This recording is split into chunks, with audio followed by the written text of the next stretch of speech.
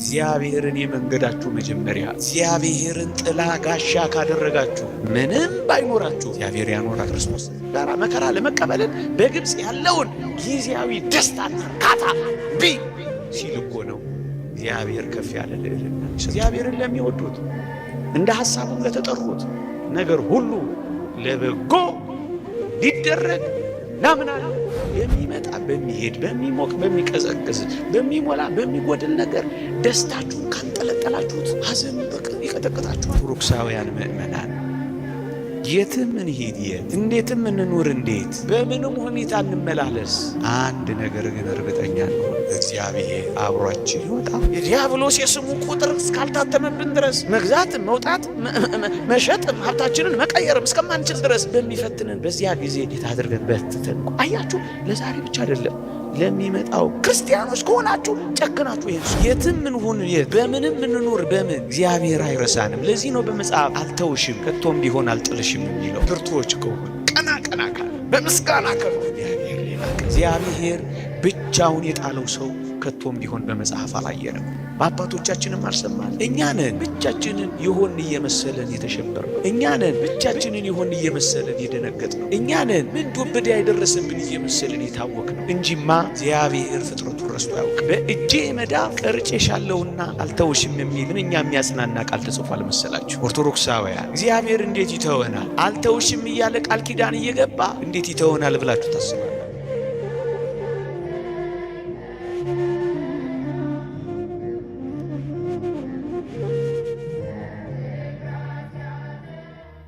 እግዚአብሔር ቸር አምላክ ነው። እግዚአብሔር ሩህሩህ አምላክ ነው። እግዚአብሔር ፍቅር ነው። እግዚአብሔር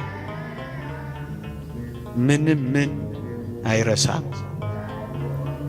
የምናደርጋትን ጥቂት ነገር እንኳን ሳይቀር እግዚአብሔር ያስታውሳል።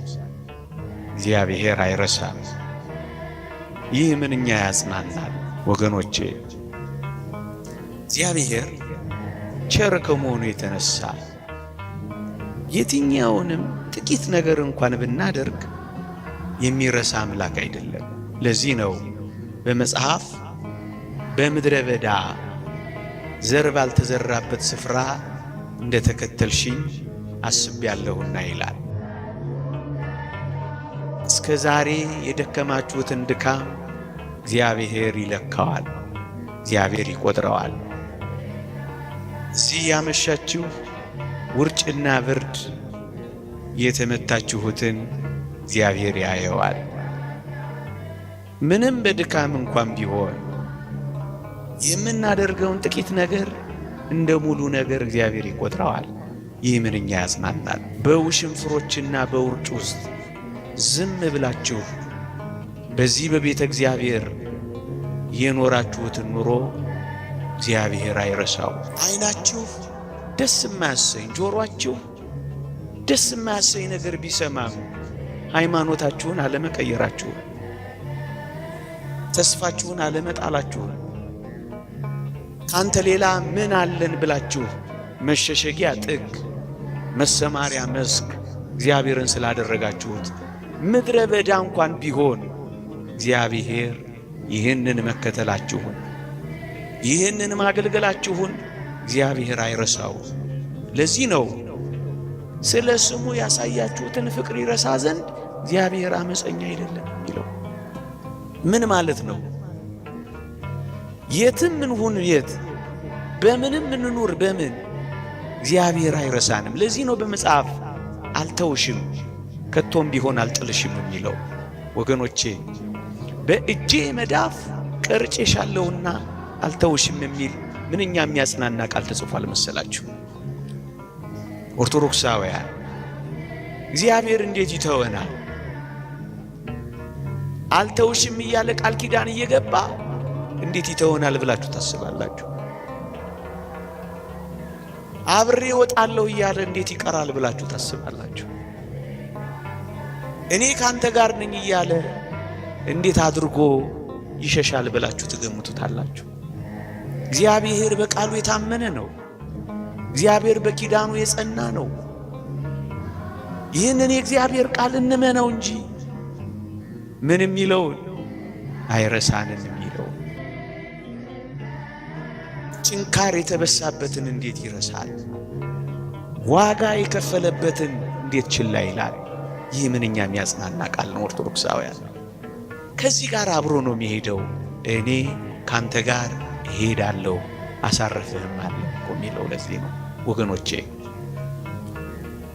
የእግዚአብሔር ሰዎች ስንሆን እመኖኝ እግዚአብሔር ብቻውን የተወው ሰው የለም።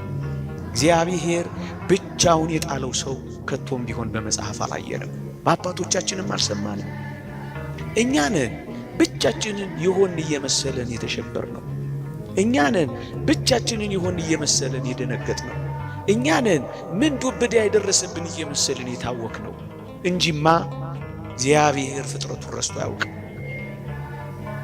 እግዚአብሔር በረድኤት ከፍጥረቱ ርቆ አያውቅም ወገኖቼ። ለዚህ ነው እኔ ካንተ ጋር እሄዳለሁ የሚለው ሙሴ።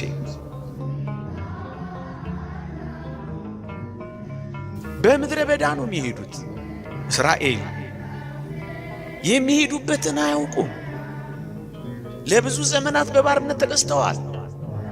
ጦርና የጦርን ስልት አያውቁም። እነሱ በልባቸው ያደረው ባለፈው የነበረው ከርሞ የኖሩበት ግብፅ ብቻ ነበረ እና በጭንቀት ተውጠዋል። እግዚአብሔር የት እንደሚያደርሳቸው ሐሳብ ገብቷቸዋል። እና ሙሴ አንተ ካልወጣህማ እኛ እንወጣም አለው።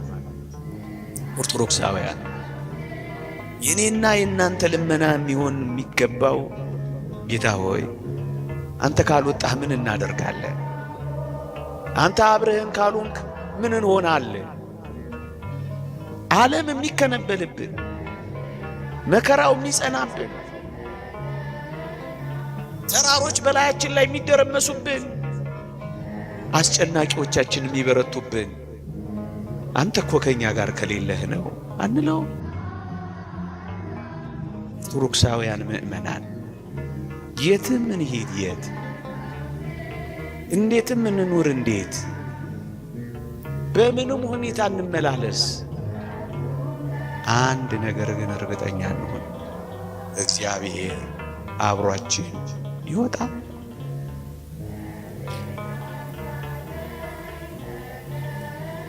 እግዚአብሔር ከኛ ጋር ይሄዳል። የሚያሳስበን እሱ ክርስቲያኖች ሆይ የሁላችንም ብርቱ ፈተና የሁላችንም ጥልቅ መከራ ሊሆን የሚገባው ልዑል እግዚአብሔር ከኛ ፊቱን የሰወረ እንደሆነ ነው። ከፊታችን ቀድሞ ከሄደ ግን እመኑኝ እንዳናዝን እንደሰት። ምክንያቱም እግዚአብሔር አብሮን አለ።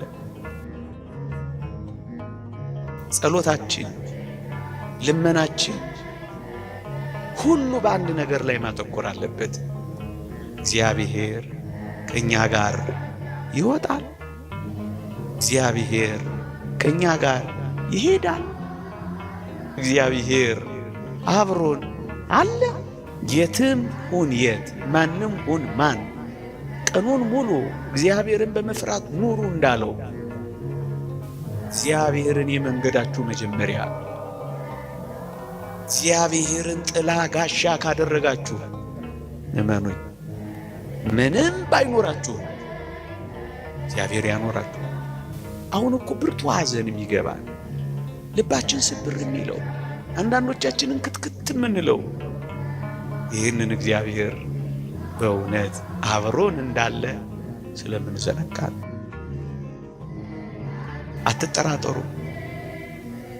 ደክመ ከፍቶን ሆድ ብሶን ነገር ተዘበራርቆብን እንኳን ቢሆን እንዳትረሱ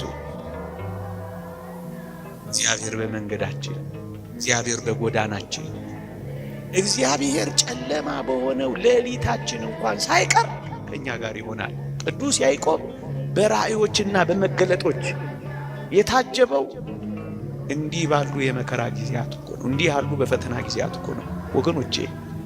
እንዲህ ያሉ የመከራ እንዲህ ያሉ የፈተና እንዲህ ያሉ የጭንቅ ጊዜያት እመኖኝ የበለጠ እግዚአብሔርን ማወቂያ የበለጠ የእግዚአብሔርን መለኮታዊ ጥበቃ የበለጠ እግዚአብሔር ለኛ ምን ያህል ቅርብ እንደሆነ ማረጋገጫ ጊዜያት ነው የሚሆኑት። ይላችሁ እኛ የሚጠበቀው እግዚአብሔር ከኛ ጋር እንደሆነ ለማረጋገጥ እኛ ከእግዚአብሔር ጋር ለመሆን መዘጋጀት ብቻ ነው። አትፍሩ፣ አትደንግጡ፣ አትታወኩ፣ ምንም አትደንግጡ፣ ልባችሁም አይውደቅ። ቅዱስ ዳዊት እንዳለው ተራሮች ወደ ባህር ልብ ቢገቡ ልቤ አይፈራም እንዳለው ክርስቲያኑ አይፈራም። ልቡ ጽኑ ነው፣ በአምላኩ ይታመናል። ከጭንጫው አለት ውሃ፣ ከበረሃው መና፣ በፀሐይ ዋዕይ ደመና፣ ነበልባል አብርዶ አናብስት አሰግዶ ሊያሻግር የሚችል ኃያል አምላክ እንደሆነ ከተረዳን ለምን ልባችን ይደነግጣል? እግዚአብሔርን አምኖ ያፈረ ሰው የለም። እግዚአብሔር ከሱ ጋር ወጥቶ ባዶውን የተመለሰ ሰው የለም። ከእግዚአብሔር ጋር ሆኖ የተዋረደ ሰው የለም። ታዲያ እንደዚህ ነው መንገዱ። ለምንድን ነው እኛ እንዲህ የደነገጥነው? ችግር ካለ ፈትሹ። አሁን ጸሎት ጨምሩ። አሁን ትንሽ ነቃ በሉ። አሁን ትንሽ በርቱ። በመጨነቅ ጥብብ ሁርመት እንዳትሉ። ጸሎት የበለጠ መሰብሰብ፣ የበለጠ እግዚአብሔርን ማወቅ፣ የበለጠ መዘመር፣ የበለጠ ወደ እግዚአብሔር መጠጋት፣ የበለጠ እግዚአብሔርን ጋሻ ማድረግ፣ የበለጠ ወደ እግዚአብሔር ትንግርት መቅረብ ያስፈልጋል። ሕይወታችሁን በልዑል አምላክ ተስፋ ላይ እንጂ በዚህ ምድር ላይ ስለጣልን እኮ ነው ሐዘን በጥልቀት የሚጎዳ። ወደ ተስፋችን ሳይሆን ተስፋችንን ወደሚያቀጭጨው ስለምናዘነብል እኮ ነው ይሄው ፍርስ እያደረገን ያለ።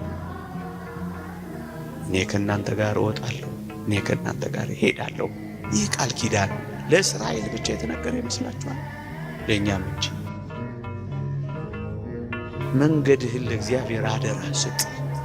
መውጣትና መግባትህን አንተ ብክንክን አትበል፣ ለሕያው እግዚአብሔር አስረክብ። ግድ የለም እግዚአብሔር ከእናንተ ጋርም ተንከራታችሁ ይሁን፣ ግድ የላችሁ።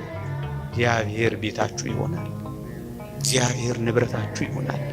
እግዚአብሔር ጸጋችሁ ይሆናል። እግዚአብሔር ክብራችሁ ይሆናል። በሚመጣ በሚሄድ በሚሞቅ በሚቀዘቅዝ በሚሞላ በሚጎድል ነገር ደስታችሁን ካንጠለጠላችሁት፣ አዎ ሐዘን ይቀጠቅጣችኋል።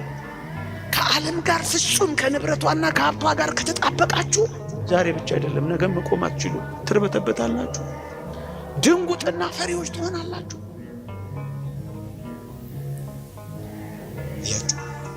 ስለተጣበቅንባት እኮ ነው የምንደነግጠው። ሁሉም ነገር ቋሚና የኛ ስለሚመስለን እኮ ነው የምንሸበረው። ይሄ ደግሞ ለዓለምና በዓለም ለሚኖሩ ሰዎች ይመቻቸዋል። ግንስ ብርቱዎች ከሆኑ ቀና ካል በምስጋና ከኖር እግዚአብሔር ሌላ ቀን እግዚአብሔር ሌላ ታሪክ ያመጣል። የትኛውንም ዘመን ከተጠቀምንበት እግዚአብሔር ስራ አለው።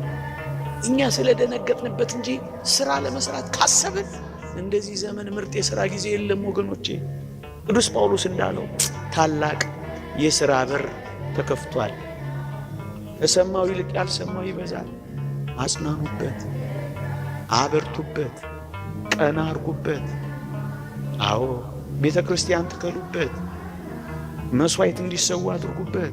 ለእኛ ክፉ የሆኑ እይታዎች በእግዚአብሔር ዓይን ሲታዩ የሥራ ጊዜዎች ከሆኑ ምን እናውቃለን? አዎ የአቅማችንን መስራት፣ የቻልነውን ያክል መትጋት። እኛ የመጣነው ክርስቲያናዊ ሥራ ለመስራት ነው ብለን ማመን ያስፈልጋል። እግዚአብሔር ለበጎ ሊቀይረው ደግሞ ይችላል ብለን ማመን። እንዴት አድርጎ ለበጎ ያደርገዋል? ጊዜ ሰጥተን ታግሰን ማየት። አልታገስ ስንል ነው የእግዚአብሔር ሥራ የሚያመልጠን። ሁሉንም ለበጎ አድርገን አይተናል። ቅዱስ ዮሴፍ ያለውን አልሰማችሁ? እናንተ ለክፉ አደረጋችሁት፣ እግዚአብሔር ግን ለበጎ አደረገው ብሏቸዋል። ወንድሞቹ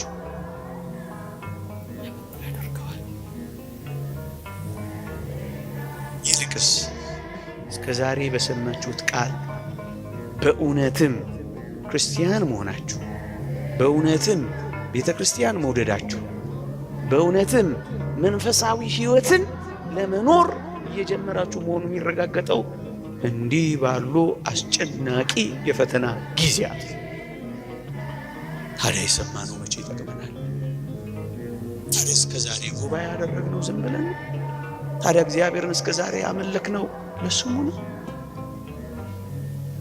ደስ የሚያሰኙ ጊዜያትን አመስግን ነው። ደስ አያሰኙም ብለን የምንገምታቸውን አኩርፈ ነው የሚሆነው። እመኑኝ፣ ይሞክራል። ስትበረቱ ያቆማል። ይገፈትራችኋል። ተንገዳግዳችሁ ስትቆሙ ሲያይ ይህማ ማይቻል ነው ብሎ ይሄዳል፣ ወደ ሌላ ይሄዳል። ጊዜያት ወላጆቻችሁን አጽንታችሁ ልጆቻችሁን አበርትታችሁ ከጸሎትና ከምስጋና ጋር ሁል ጊዜ እግዚአብሔር ለበጎ እንደሚቀይረው አምናችሁ እስካልገደለን ድረስ ያጠነክረናል ይላሉ። የመጠንከሪያ መንገድ አድርጉት። ልትጎዳኛ አይደለም፣ እግዚአብሔር እንድጠቀምበት ያደርጋል። እንዳዝን አይደል የፈለግከው? እኔ በጌታዬ ደስ ይለኛል። እንዳልችል አይደል የፈለግከው? ሁሉም በሚችል አምላክ እደግፋለሁ፣ ሁሉን ያስችለኛል። እንዳማረር አይደል የፈለግከው? እኔ አመሰግናለሁ። የሰፋው ዓለም እንዲጠበኝ አይደል የፈለግከው? በእግዚአብሔር ልብ ውስጥ ይሰፋኛል፣ እኔ አርፋለሁ። ጤና በጠፋ ጊዜ በደዌያት መካከል መጽናት፣ ያገኘነውን ባጣን ጊዜ መጽናት፣ የመጣው በሄደ ጊዜ መጽናት፣ የገባው በወጣ ጊዜ መጽናት፣ አለን ያልነው በሸሸን ጊዜ መጽናት። በቃ ይሄን ካደረግን እግዚአብሔር አብሮን እንዳለ ያረጋግጣል። በሁሉ አመስግኑ፣ ሳታቋርጡ ጸልዩ፣ በጊዜው ያለ ጊዜው ጽኑ፣ ነገርን ለበጎ ሊያደርገው እንደሚችል እመኑ። ይሄ ክርስቲያኖች እግዚአብሔር ያበርታል፣ እግዚአብሔር ያጽናናል። እግዚአብሔር በመንገዳችን ሁሉ ወደ ቀኝም ወደ ግራም አትበል እንዳለው ወደ ቀኝም ወደ ግራም ሳንል ከእግዚአብሔር ጋር ብቻ ለመጨረስ እግዚአብሔር ኃይልና ብርታቱን ይስጠን፣ ማስተዋሉን ሁሉ ያድለን።